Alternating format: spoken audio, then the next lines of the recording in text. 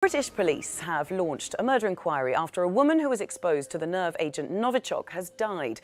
44-year-old Dawn Sturgis was taken ill just over a week ago, along with Charlie Rowley, who remains critically ill in hospital. Joining us live from Scotland. In reality, we were close to have direct conflict between the Russian forces and the American forces.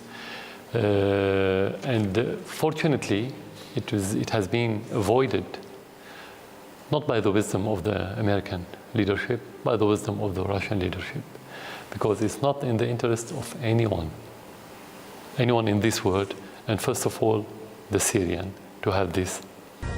Welcome back. We start with a Fox News alert. Secretary of State Mike Pompeo heading to North Korea today to follow up on commitments made between President Trump and Kim Jong-un at the Singapore summit last month. This marks the third time the secretary has met with Kim and talks to denuclearize the peninsula.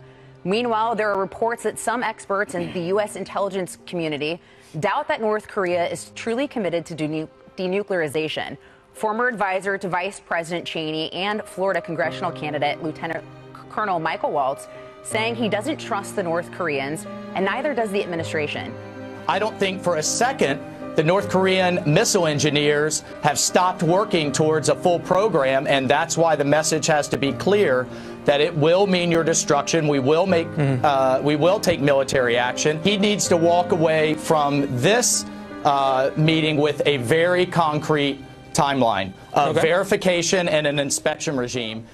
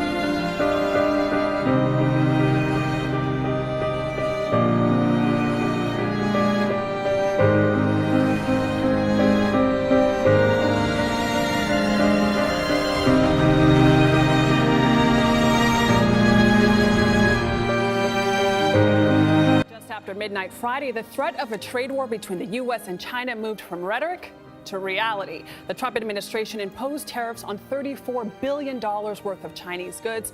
China immediately retaliated with duties on the same value of American products. So you don't know. I think that there are two possibilities if I had to read into his mind. On the one hand, there's the economic reason, and on the other hand, there's the political reason that he's doing this. The economic reason is that it is reasonable to have gripes with what China is doing with regard to its trade policy. What they're essentially doing is forcing Western tech companies to hand over the proprietary data as a precondition for entering the market. That's a no-no. They shouldn't do that. Just to read in between the lines and saying about the impacts, the likely impacts of the steel and aluminium, and potentially also if they ever come to fruition as well, Do you think that if they continue along this path, it could lead the U.S. to the next recession? Is that what you're saying? Potentially. Yesterday we had Ben Bernanke, the former Fed chair, talking about the Wile E. Coyote moment when the U.S. runs off a cliff in 2020. I think that if we look at the different elements in the U.S. economy, we have over the next few quarters, next few years, reduced marginal fiscal stimulus, a tighter monetary policy stance, higher inflation, a larger fiscal deficit, and protectionism.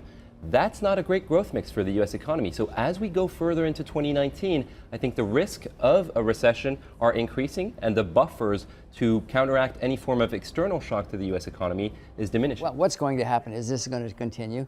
Some stocks in America are turning into a bubble.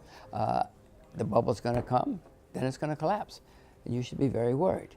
But Henry, this is good for you because somebody has to report. So you have job security.